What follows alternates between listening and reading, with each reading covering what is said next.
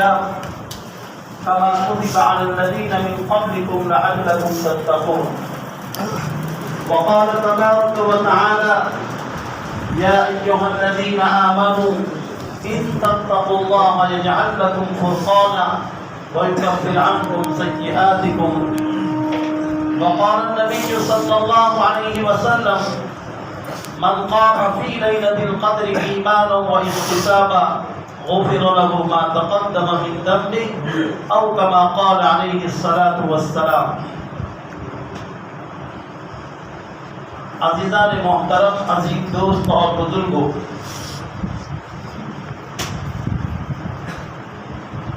رمضان المبارک کے تقریباً 20 روزے ختم ہونے کے قریب ہیں۔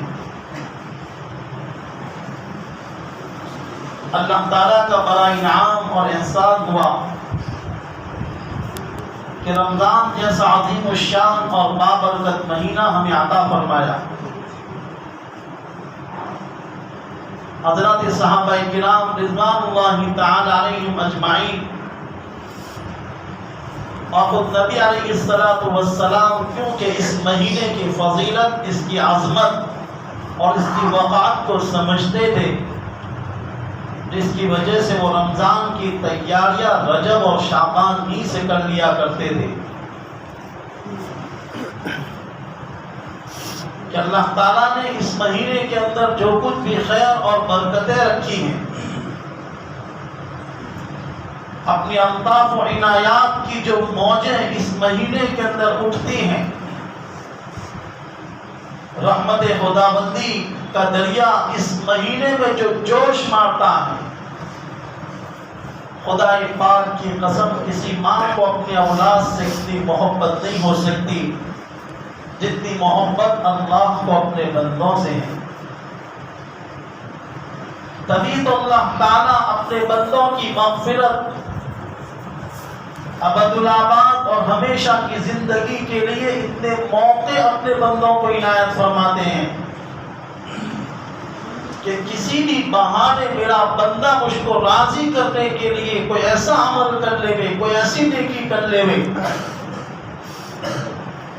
چاہے وہ دکھنے میں معمولی نظر آتی ہو، چھوٹی نظر آتی ہو، لیکن میں اسی چھوٹی سی نیکی اور عمل کو بہانہ بنا دوں، اور جس مخلوق کو میں نے اپنے ہاتھوں سے پیار سے اور محبت سے بنائی ہے، اس مخلوق کو میں ہمیشہ کی زندگی کی کامیابی کا پروانہ دے دوں۔ اس لیے چھوٹے چھوٹے بڑے بڑے قدم قدم پر اللہ تعالیٰ نے اس رمضان میں ایسے ایسے موقع دیے، اور نبی علیہ السلام نے اس مہینے کے اتنے فضائل بتلائے کہ روزے دار کو افطار کراؤ گے تو یہ ثواب ملے گا، رمضان میں کسی کے غمخواری کرو گے تو یہ ثواب ملے گا، کسی کے ساتھ ہمدردی کرو گے تو یہ ثواب ملے گا، ایک بول کسی کے لیے بھلائی کا بول دو گے یہ ثواب ملے گا۔ قدم قدم پر ایسے ایسے موقع دیے کہ کسی بھی طرح لوگوں نے اللہ کا تصور اور اللہ کو ایسا سمجھائے کہ اللہ تو بہت قہار ہیں، بہت جبار ہیں، اللہ بڑے سخت عذاب والے ہیں، یقیناً ہیں، لیکن اس سے کئی زیادہ رحمت والے ہیں، اس سے کئی زیادہ شفیق ہیں، اس سے کئی زیادہ مہربان ہیں، اور اس کی جیتی جاگتی مثال ہم خود دیکھ رہے ہیں۔ پوری دنیا کے اندر کتنے انسان ہیں جو اللہ تعالیٰ نے جس مقصد کے تحت اس انسان کو اس دنیا کے اندر اتارا ہے، اسی مقصد والی زندگی گزار رہے ہیں۔ ہمیشہ ہر دور میں یہ رہا ہے کہ اکثر نافرمانوں کی تعداد زیادہ رہی ہے، فرما برداروں کی تعداد کم رہی ہے۔ کیسے کیسے لوگ دنیا کے اندر آئے، کیسے کیسے لوگ جی رہے ہیں، کیسے کیسے دعوے کرنے والے، کیسے کیسے اللہ کا مقابلہ کرنے والے۔ اللہ میں اور مخلوق میں یہی فرق ہے۔ آپ کو اگر کوئی گالی دے گا آپ کو فوراً غصہ آئے گا، آپ کو کوئی تھپڑ مارے گا آپ کو فوراً غصہ آئے گا، آپ کا کوئی ہاتھ دبائے گا، آپ انتقامی جذبات کے اندر جوش میں آ جائیں گے اور بدلہ لیں گے۔ اللہ ایسے نہیں ہے، بڑے حلیم ہیں، بڑے صبر کرنے والے ہیں، بڑے برداشت کرنے والے ہیں، بڑے تحمل کرنے والے ہیں، اپنے بندوں کو بہت موقع دیتے ہیں، بہت موقع دیتے ہیں۔ اس دنیا کے اندر سب سے بڑا ظالم اگر کوئی آیا ہے، فرعون آیا ہے، اس فرعون کو بھی اللہ تعالیٰ نے بڑی مہلت دی، جس نے ربکم الاعلیٰ ہونے کا دعویٰ کیا کہ میں تمہارا سب سے بڑا رب ہوں۔ مخلوق میں اور خدا میں، اللہ میں اور مخلوق میں یہ فرق ہے۔ عربی جاننے والے جو ڈکشنری کو جانتے ہیں، گرامر کو جانتے ہیں، وہ بھی جبار کا اوریجنل جو مطلب ہے، جبار کا اوریجنل جو ترجمہ ہے وہ جانتے ہوں گے۔ ڈاکٹر دو ہڈیوں کو جو جوڑتا ہے، اوریجنل عربی زبان میں اس کو جبار کہتے ہیں۔ اللہ تعالیٰ بھی اگر اپنی جباریت کسی قوم پر دکھلاتے ہیں تو اس کے اندر بھی اللہ تعالیٰ کی اپنی مخلوق کی کوئی حکمت یا اس کا کوئی راز پوشیدہ ہوتا ہے۔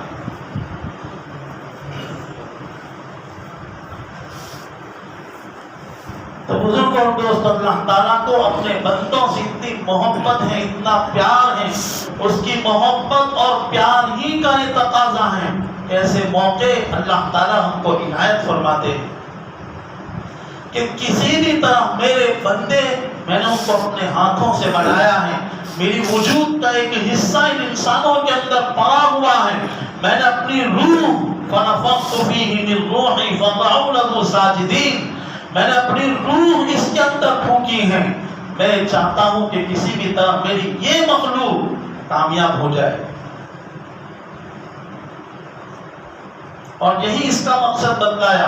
باقی اللہ تعالیٰ کو بھوکا پیاسا رکھنے سے کیا مطلب، کیا فائدہ، خدا کے خدائی میں کیا بڑھوتری ہوگی؟ اور اگر پوری دنیا بھی روزہ نہیں رکھے گی، پوری دنیا اللہ کا نہیں مانے گی، اس کی ربوبیت، اس کی یکتائیت، اس کی طاقت اور اس کی سلطنت کے اندر کیا کمی آئے گی؟ یا ایھا الذین آمنوا، اللہ تعالیٰ نے اپنائیت کے ساتھ کہا، یا ایھا الناس نہیں کہا، یا ایھا الذین آمنوا۔ یہ وہ لوگوں جو میرے ہو، مجھے مانتے ہو، مجھے دیکھا نہیں، اس کے باوجود مجھ پر ایمان ہے، مجھ پر یقین ہے۔ اپنائیت کے ساتھ کہا، پیار سے کہا۔ ایک بچے کو آپ اس کا نام لے کر کوئی کام بتلائے اور اسی بچے کو بیٹا کہہ کر کوئی کام بتلائے، خود اپنے بیٹوں کے ساتھ یہ سلوک کر کے دیکھنا۔ ایک بزرگ فرماتے ہیں جو بیرون کے ہیں، وہ کہتے ہیں میں ہندوستان کا سفر صرف اس لیے کرتا ہوں کہ یہاں میرے استاد کی والدہ ہیں، جب میں ان سے بات کرتا ہوں تو وہ ماں مجھ کو بیٹا کہہ کر پکارتی ہے، مجھ کو ان کا بیٹا کہنا اتنا پسند ہے، اتنا پیارا لگتا ہے، وہ قسم کھا کر کہتے ہیں کہ میں اپنے ملک سے ہندوستان صرف اس بڑی میاں کی بیٹا سننے کے لیے کرتا ہوں۔ لفظوں کی یہ تاثیر ہوتی ہے، اسی لیے تو نبی علیہ السلام نے زبان پکڑ پکڑ کر کئی حدیثوں میں کہا ہے اس کو کنٹرول میں رکھنا، زبان کو، یہ کیچی سے بھی زیادہ خطرناک ہے۔ یہی زبان حضرت نبی کریم صلی اللہ علیہ وسلم جب ان کو سیر کرائی گئی معراج کی، جنت دکھلائی گئی، جہنم دکھلائی گئی، تو جہنم کے اندر بھی بہت سے جہنمیوں کو دیکھا، ان میں سے اکثر جہنمی عورتیں تھیں، اور فرمایا دنیا میں آنے کے بعد اے دنیا کی عورتوں صدقہ خوب کرو، خوب صدقہ کرو، اور اپنی زبانوں کو خوب کنٹرول میں رکھو۔ پوچھا گیا کیوں، ہم عورتیں کمزور ہیں اس لیے یا عورتیں ہیں اس لیے؟ فرمایا نہیں، عورتیں تم اپنی زبان کو ایسی چلاتی ہو جس کی وجہ سے سامنے والے کے دل کو چھلنی کر دیتی ہے۔ بعض مرتبہ گولی جو کام نہیں کرتی وہ زبان کرتی ہے، اسی لیے تو نبی علیہ السلام کے ایک حدیث ہے ان من البیان لسحرا، بعض باتیں جادو کا کام کرتی ہیں۔ بعض لوگوں کو اللہ نے وہ کرا دی ہیں، وہ ایسا بولتے ہیں، ایسی بناوٹی باتیں پیش کرتے ہیں، سچے لوگ اس کی سچائی پر اعتبار نہ کریں لیکن جھوٹے کی جھوٹی بات مان لیں، ایسا بولتے ہیں۔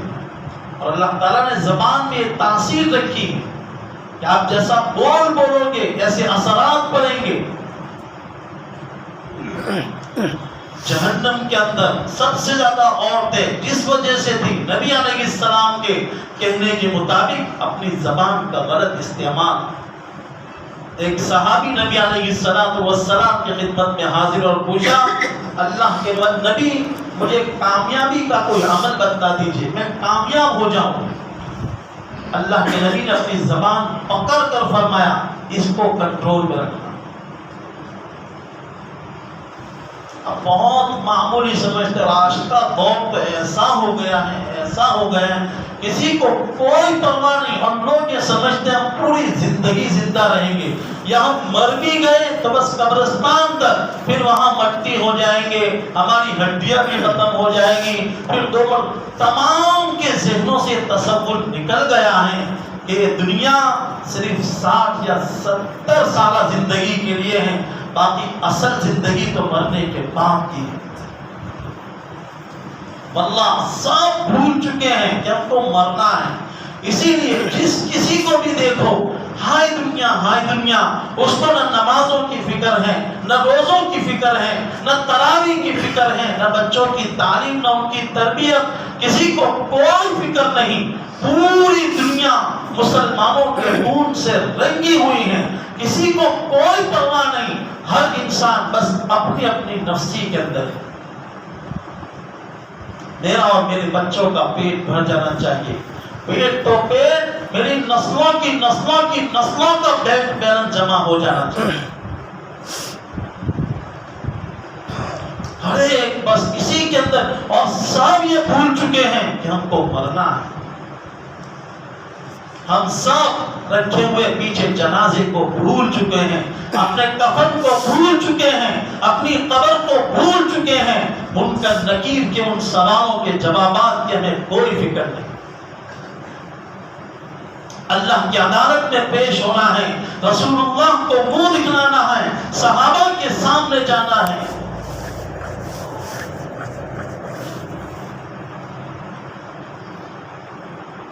جنہوں نے اتنی قربانیاں دے کر یہ سیچا پاک اسلام کا ہم تک پہنچایا، اور ہم سب ان تمام چیزوں کو بھلا بیٹھے ہیں، بس ہر وقت ہائے دنیا، رمضان آ گیا، جمعہ آ گئی، نماز کا کوئی وقت آ گیا، رسمی طور پر جس طرح وہ میلے لگتے ہیں یا غیروں میں جیسے ہولی ہوتی ہے، دھولیتی ہوتی ہے، تو ان کے مذہبی عید ہے۔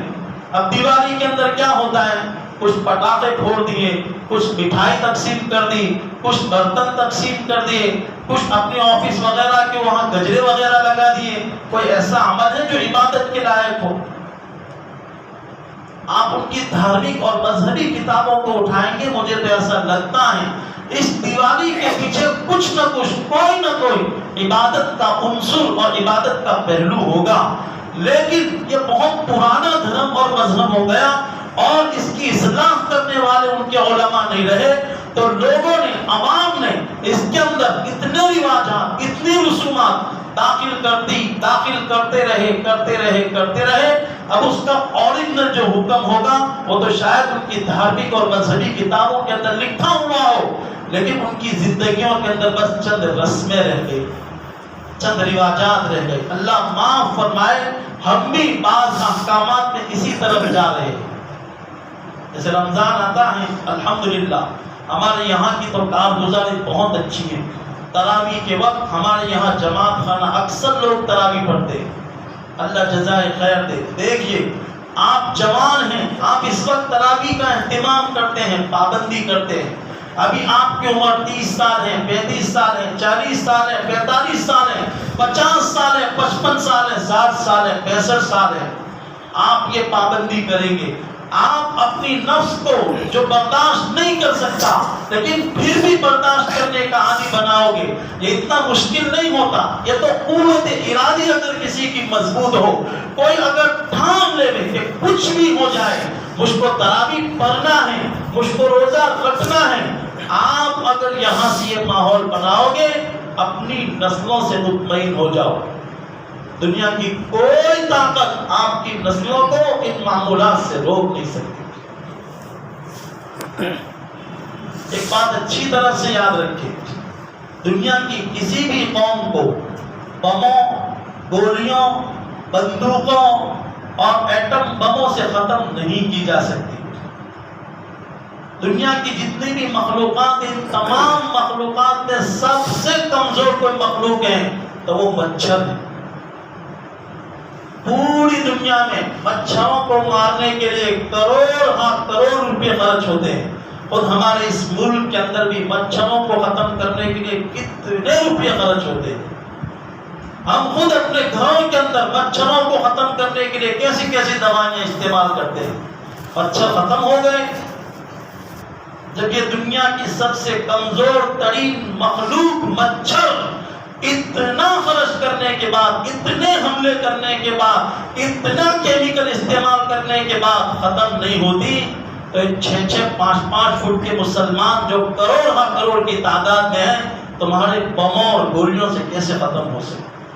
مطمئن ہو جاؤ، گولیوں سے تم کو کوئی ختم نہیں کر سکتا، بندوقوں سے تم کو کوئی ختم نہیں کر سکتا۔ تمہارے اوپر چاہے کتنے ہی گولے برسائے جائے، تمہاری مسجدوں کو مسمار کر دیا جائے، تمہارے مدرسوں کو بین لگا دیا جائے، تمہیں کوئی ختم نہیں کر سکتا۔ ختم ہونا ہوتا نبی علیہ السلام کے دور سے ہی ختم ہو جاتے، اکیلے تنہا ہیں تو ابو جہل، ابو لہب، عتبہ، شیبہ جن کو تو یہ سمجھ بھی نہیں سکتے، ان ظالموں کے مقابلے میں ان کے ظلم کی کوئی حیثیت بھی نہیں، تنہا اکیلے، اور قرآن کہتا ہے لَأَغْلِبَنَّ أَنَا وَرُسُلِي، 3 دن تک منہ میں لقمہ نہیں جاتا، پینے کے لیے پانی نہیں، آرام کے لیے گھر نہیں، کوئی سہارا نہیں، کچھ بھی نہیں، تنہا ہے، اور قرآن کیا چیلنج کرتا ہے لَأَغْلِبَنَّ أَنَا وَرُسُلِي، میں اور میرا رسول غالب آئیں گے۔ کون سا ماحول ہے؟ یہ تو کچھ بھی نہیں ہے، کچھ بھی نہیں ہے۔ ہم مسلمانوں کی سب سے بڑی کمزوری یہ ہے، ہم اپنے کرنے کے کام نہیں کرتے اور خدا کے کرنے کے کام اپنے ہاتھ میں لیتے۔ 2-4 بچے، 2-1 ماں باپ، 2-1 بھائی بہن، ہم ان کو تو سنبھال نہیں سکتے اور بڑی حکومتوں پر ہم تبصرے کرتے ہیں۔ ہوٹل پر بیٹھیں گے، چائے کا آرڈر دیں گے، چائے کے چسکیاں لیتے جائیں گے اور فلاں حکومت کو ایسا کرنا چاہیے، ان کو ایسا کرنا چاہیے، ان مجاہدوں کو یہاں سے حملہ کرنا چاہیے، علماء کو یہ کرنا چاہیے، یہ ریلی نکالنی چاہیے، اس کو آویدن پتر دینا چاہیے۔ جب تک یہ چائے کی چسکیاں چلتی رہیں گی، یہ تبصرے چلتے رہیں گے، یہ مسائل، یہ سلگتے ہوئے مسائل پر بحث کرتے رہیں گے، جیسے ان کی چائے ختم ہوگی پیپل پھاڑیں گے، منہ میں ڈالیں گے، گھر چلے جائیں گے، مسئلے ختم ہو جائیں گے۔ ہمارے کرنے کے کام جو ہے وہ ہم کرتے نہیں اور خدا کے کرنے کے کام ہم اپنے ہاتھ میں لیتے ہیں۔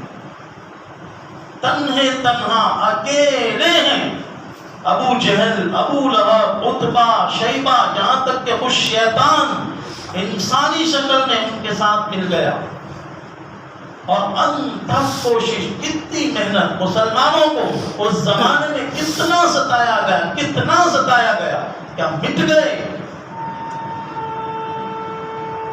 تکلیف ضرور آئے گی لیکن تمہیں کوئی مٹا نہیں سکے گا، تو قرآن کا فیصلہ ہے۔ افحسبتم انما خلقناکم عبثا ام حسبتم ان تدخلوا الجنہ ولما یأتکم مثل الذین خلوا من قبلکم مستهم البأساء والضراء وزلزلوا حتى يقول الرسول والذين آمنوا معه متى نصر الله.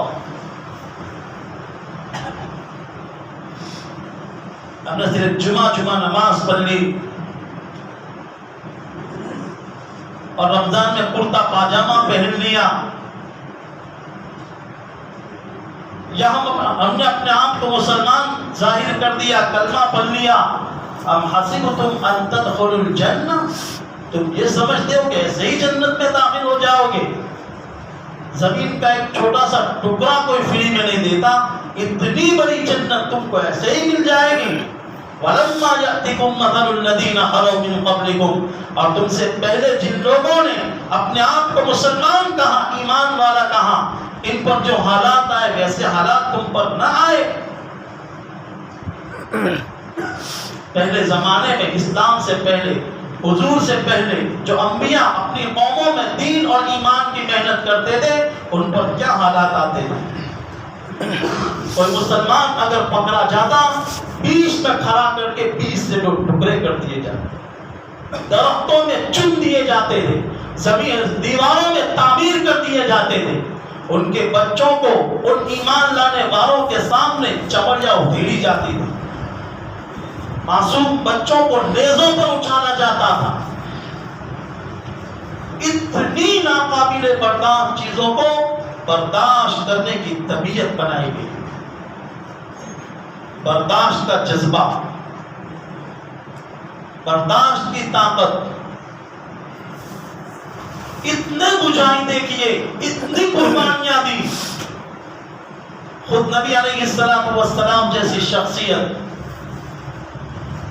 3.5 سال تک قید کے اندر رہی، شیب ابی طالب کے اندر، جیل کے اندر. خود حضور 3.5 سال تک نہ کھانے کے لیے کوئی انتظام، نہ پینے کے لیے کوئی انتظام، اور چھوٹے چھوٹے بچوں کے ساتھ کہتے ہیں کہ اس قید خانے کے اندر جتنا بھی توشہ کھانا غلہ وغیرہ تھا وہ سب ختم ہو گیا.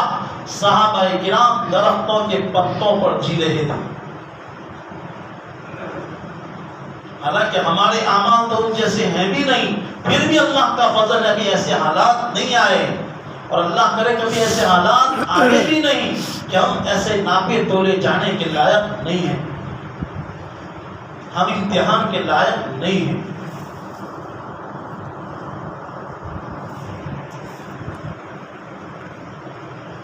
انتھک کوشش کی، اتنی محنت کی، کسی بھی طرح بڑی بڑی حکومتوں سے انہوں نے رابطے کیے کہ ان مسلمانوں کو کسی بھی طرح ختم کیا جائے. 1 مسلمان تھے، پھر 2 ہوئے، 8 ہوئے، 80 ہوئے، 300 ہوئے، 313 ہوئے. اب یوم الفرقان آ گیا، یوم التقى الجمعان، کہ اب حق اور باطل، چاہے باطل سر و سامانی کے عالم میں ہیں، تمام ہتھیاروں سے لیس ہیں، تمام ٹیکنیک سے لیس ہیں، اس زمانے کے تمام تجربے اس کو حاصل ہیں، اور یہاں بے سر و سہارا، تلواریں بھی نہیں، گھوڑے بھی نہیں، کچھ بھی نہیں. لیکن اللہ کو فرق بتلانا تھا، حق اور باطل کا، سچائی اور غلط کو واضح کرنا تھا. جب اللہ کسی چیز کو واضح کرنا چاہتے ہیں اور اللہ کسی چیز کے درمیان فرق کرنا چاہتے ہیں، تو پھر وہ ٹیکنیک اور ایجادات اور ہتھیار اور مینورٹی اور میجورٹی اس کا محتاج نہیں ہے. اس کی قدرت اور اس کی طاقت ان کو کسی بھی چیز کی ضرورت نہیں ہے، بس وہ تو صرف ایک اشارہ کرتے ہیں. ہم مسلمانوں میں عبرت نہیں رہی، ایمانی بصیرت نہیں رہی. حالانکہ حدیث میں ہے اتقوا فراست المؤمن فإنه ينظر بنور اللہ. ایمان والے کی سوچ، اس کی فراست سے بچو، اس لیے کہ ایمان والا اللہ کے نور سے دیکھتا ہے. بہت سے ایسے واقعات پوری دنیا میں رونما ہو رہے ہیں. اگر ایمان والے ایمانی بصیرت کے ساتھ ان واقعات کو دیکھیں تو ان کو بہت ساری اللہ تعالیٰ کی طاقت، اللہ کی قدرت اور ایمان والوں کے لیے تسلی کی باتیں ان واقعات کو نظر آئے.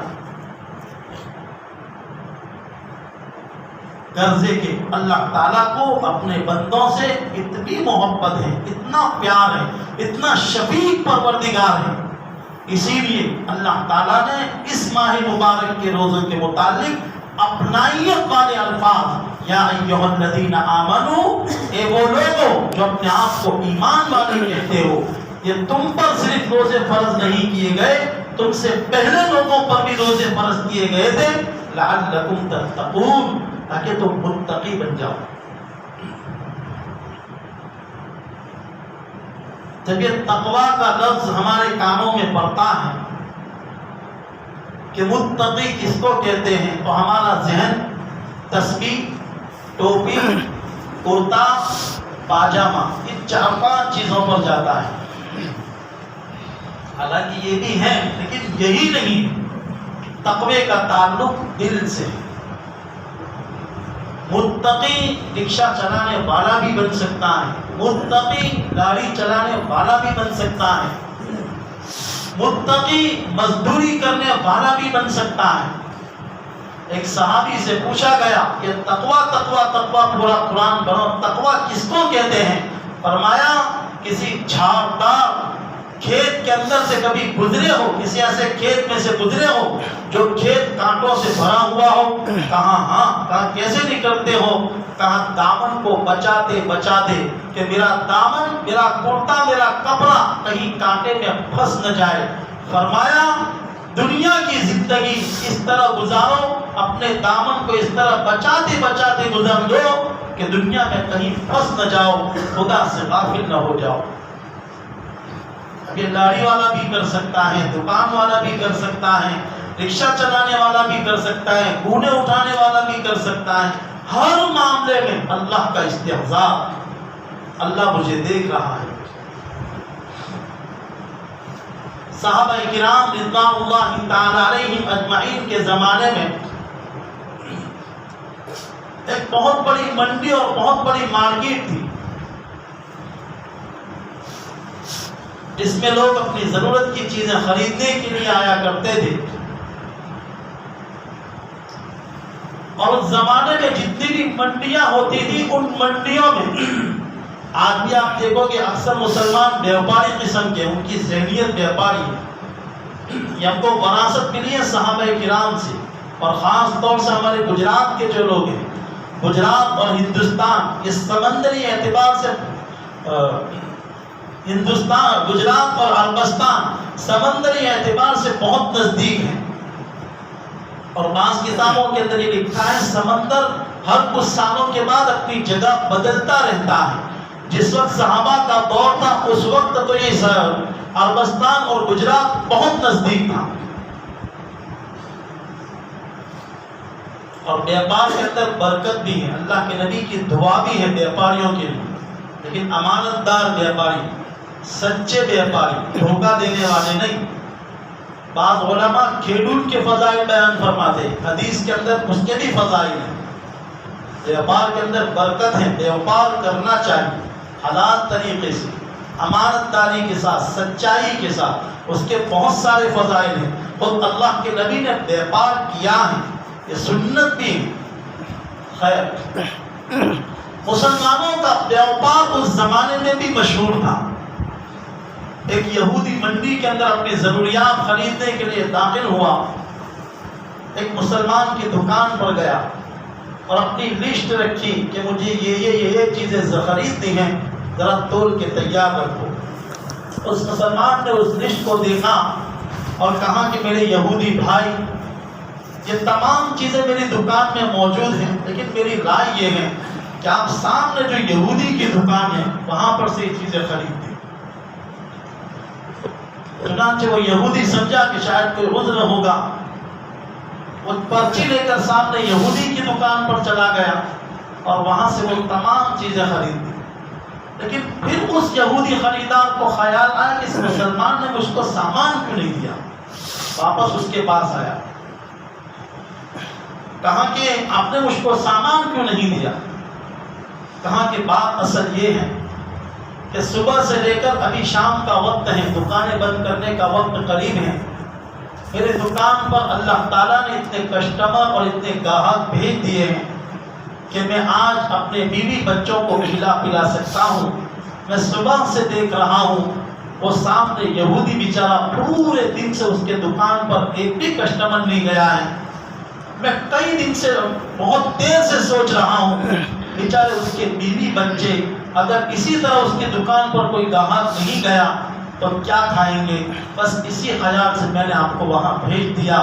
اس یہودی نے کہا مسلمان یہ سامان تو میں نے وہاں سے خرید لیا لیکن اب ہاتھ بڑھا میں آپ کے نبی کا لایا ہوا دین اور ایمان آپ کی اس دکان اور اس دکان کے اصول سے خریدنا چاہتا ہوں.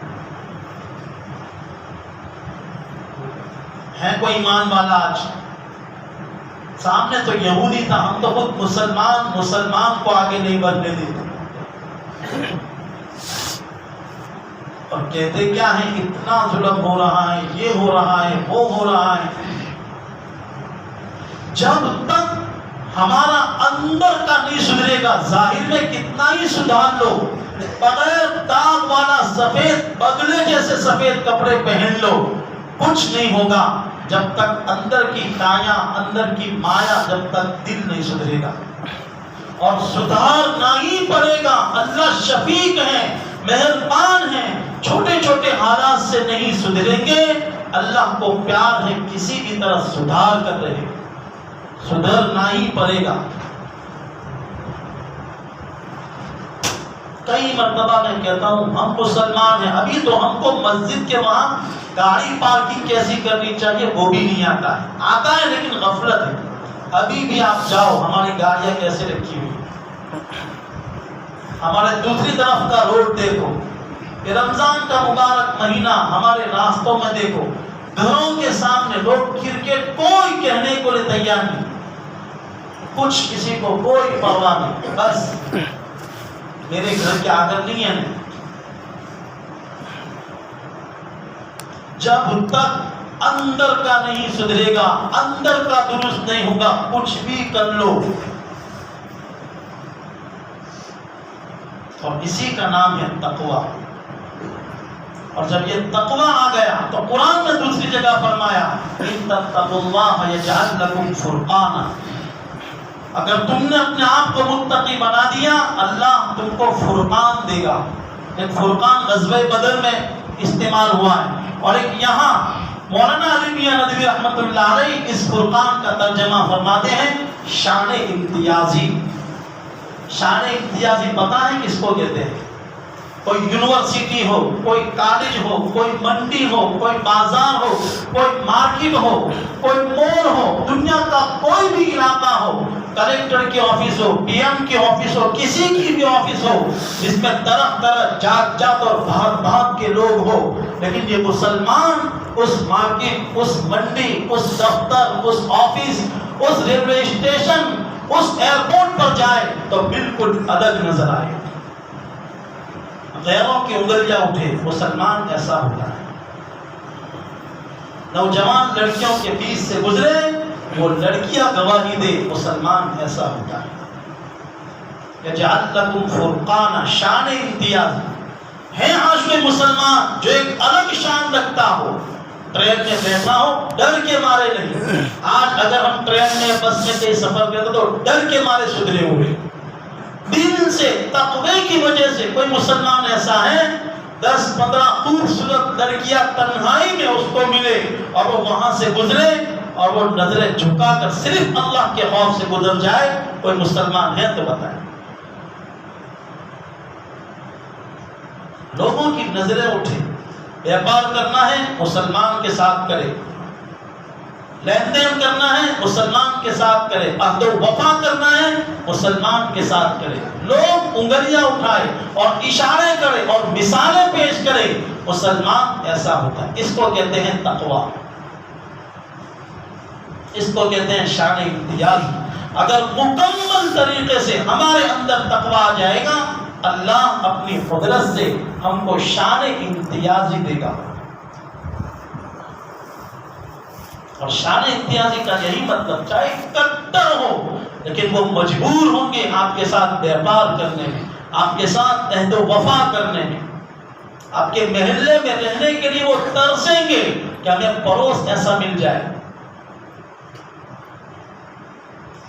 تو جتنے بھی اعمال ہیں ان تمام میں روزے کا جو عمل ہے اس کا خاص مقصد تقویٰ ہے.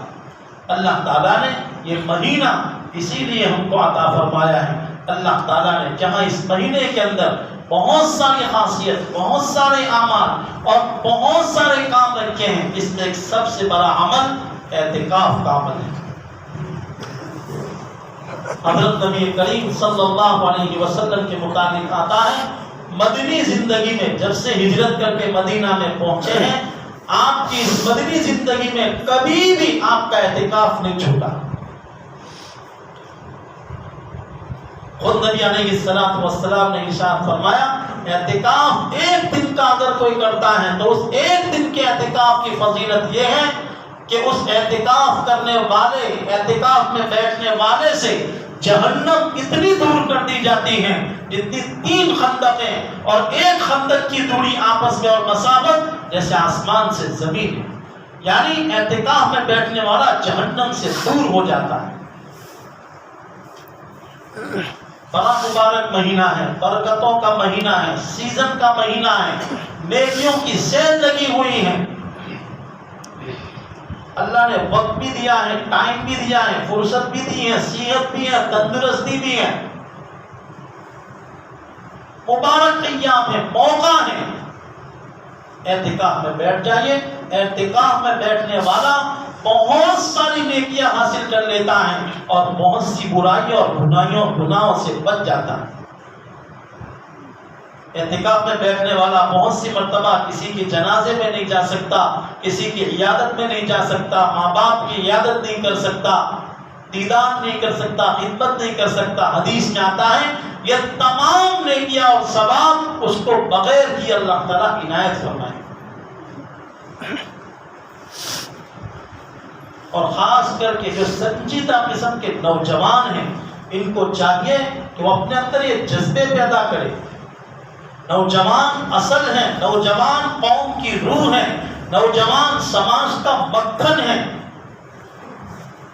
الحمدللہ عام سماجوں کے مقابلے میں، دوسری سماجوں کے مقابلے میں ہماری سماج کے جو نوجوان ہیں یقیناً کمیاں ہیں، کوتاہیاں ہیں، کمزوریاں ہیں، لیکن ان تمام کمیاں، کوتاہیاں اور کمزوریوں کے باوجود پوری دنیا کی جتنی بھی سماجیں ہیں ان تمام سماجوں کے مقابلے میں ہماری سماج کے نوجوان پھر بھی کچھ نہ کچھ اچھے ہیں، جن کے اندر ہمدردیاں ہیں، خیرخواہیاں ہیں. ایک اعلان کرو ان کے بیچ میں، دین کے لیے نکل پڑتے ہیں. کسی بھی کام کے لیے ان کو ایک اعلان کر دو، چل پڑتے ہیں، بھول جاتے ہیں. دین کی خاطر ان کی اتنی زبردست غیرت ہے، جذبات ہیں. اللہ آپ کے ان جذبات کو، اس غیرت کو شاد رکھے، پاک رکھے، ہمیشہ رکھے. لیکن ان جذبات کو آگے بڑھاؤ، ان حوصلوں کو ترقی دو، اس کی تربیت کرو، دینی ماحول بناؤ. نیک لوگوں کے تابع رہو، نیک لوگوں کے مشورے کے تحت رہو اور ایسے نیکی کے کاموں میں، دین کے کاموں میں بڑھ چڑھ کر حصہ لو. خاص طور سے یہ جو اعتکاف کا عمل ہے، اس عمل کے ذریعے سے اس کا سیدھا تعلق دل سے، کہ اعتکاف میں بیٹھنے والے کا دل اللہ کے ساتھ لگ جاتا ہے اور اسی کا نام عشق ہے. عشق کا مطلب ہی یہی ہے کہ دل کے اندر، یا دل دنیا جہاں کی بہت ساری چیزوں میں جو اٹکا ہوا رہتا ہے، بیوی کے ساتھ اٹکا رہتا ہے، بچوں کے ساتھ، کاروبار کے ساتھ، دنیا کے ساتھ، مال کے ساتھ، ان اٹکی ہوئی تمام چیزوں سے دل کو نکال کر اللہ میں اٹکا دینا، اس کا نام عشق خدا بندی ہے. اور اعتکاف کا مکھن یہی ہے کہ اعتکاف میں بیٹھنے والا اللہ کے در پر بیٹھ جاتا ہے. کوئی کتنا ہی ضدی انسان ہو، اکڑ انسان ہو، کڑی انسان ہو، 10 دن اس کی چوکھٹ پر بیٹھ کر گر گرائے، روئے، وہ کبھی نہ کبھی دروازہ کھولے گا، مان جائے گا. تو اللہ تعالیٰ تو بہت شفیق ہے، بہت مہربان ہے. اور اسی نیت کے ساتھ بیٹھنا ہے کہ مجھ کو میرے رب کو راضی کرنا ہے. اس لیے آج مغرب سے پہلے یہ عمل شروع ہو رہا ہے. خاص ہمارے نوجوانوں سے ہم گزارش کریں گے کہ بہت بڑا عمل ہے، اور نوجوان اس عمل میں کچھ کم پیچھے نظر آ رہے ہیں. اور نوجوانوں میں بھی وہ نوجوان جو سنجیدہ قسم کے ہیں، یعنی اعتکاف کی روح کو سمجھتے ہو. اعتکاف کی روح کیا ہے؟ صرف اللہ کے ساتھ کانٹیکٹ. باقی آپ اعتکاف میں بیٹھے اور اس تراویح کے بعد کوئی پاؤں لے کر آیا، کوئی چٹپٹی لے کر آیا، کوئی بچوں کو لے کر آیا، کوئی اس کو لے کر آیا، تو آپ نہ بیٹھو تو بہتر ہے. دوسروں کا اعتکاف بگڑتا ہے. اعتکاف میں بیٹھنا ہے تو بس یکسوئی کے ساتھ اس کو میرے رب کو راضی کرنا ہے. اور اس اعتکاف میں بیٹھنے کی برکت سے شب قدر کی ملنے کی پوری امید ہے. جس شب قدر کے اتنے فضائل ہیں کہ اللہ تعالیٰ نے اقرأ باسم ربک الذی خلق جو سب سے پہلی وحی اتاری، وہ بھی غار حرا میں شب قدر کو اتاری. اس پورے قرآن کو آسمانی دنیا پر لوح محفوظ سے اتارا، وہ بھی شب قدر میں اتارا. تمام آسمانی کتابیں اسی شب قدر کو اتری. شب قدر اس کے مطابق اللہ کے نبی حضرت محمد صلی اللہ علیہ وسلم نے بہت سارے فضائل ارشاد فرمائے ہیں. اس شب قدر اتنی عظیم الشان رات ہے، اللہ تعالیٰ کی طرف سے کروڑ فرشتے اترتے ہیں، جن تمام فرشتوں کے سردار حضرت جبرائیل ہوتے ہیں، جن کے پاس 4 جھنڈے ہوتے ہیں: لوائے رحمت، لوائے مغفرت، لوائے کرامات اور لوائے احمد. 4 جھنڈے ہوتے ہیں. ایک جھنڈے کو کعبۃ اللہ پر گھارتے ہیں، ایک جھنڈے کو مسجد نبوی میں گھارتے ہیں، ایک جھنڈے کو مسجد اقصی میں گھارتے ہیں، اور ایک جھنڈے کو آسمان اور زمین کے بیچ گھارتے ہیں. پھر فرشتوں کو حکم کرتے ہیں، جاؤ اس رات پوری دنیا میں پھیل جاؤ، جہاں کہیں بھی مسلمان مرد، مسلمان عورت اللہ کا ذکر کرتے ہوئے نظر آئے، نفل پڑھتے ہوئے نظر آئے، قرآن پڑھتے ہوئے نظر آئے، تسبیح پڑھتے ہوئے نظر آئے، یا کسی بھی نیک کام کو کرتے ہوئے نظر آئے، آپ ان سے مصافحہ کرو، معانقہ کرو. اور برکت کے طور پر فرشتے اپنے پر اس عبادت کرنے والے سے ملتے ہیں. جیسے ہم کسی بزرگ کے ہاتھ ملتے ہیں، ہاتھ چومتے ہیں، فرشتے اس رات میں عبادت کرنے والوں کے ساتھ اپنے پر ملتے ہیں. بڑی عظیم الشان رات ہے. اعتکاف کے عمل سے یہ رات ملنے کی پوری امید ہے. اس لیے ہم گزارش کریں گے کہ اس عمل کے متعلق بھی خاص طور سے ہمارے نوجوان بھی سوچیں کہ ہمیں بھی اس عمل کے اندر حصہ لینا چاہیے. اللہ تعالی ہم سب کو کہنے سننے سے زیادہ عمل کی دولت سے مالا مال فرمائے. آمین. وآخر دعوانا ان الحمد للہ رب العالمین.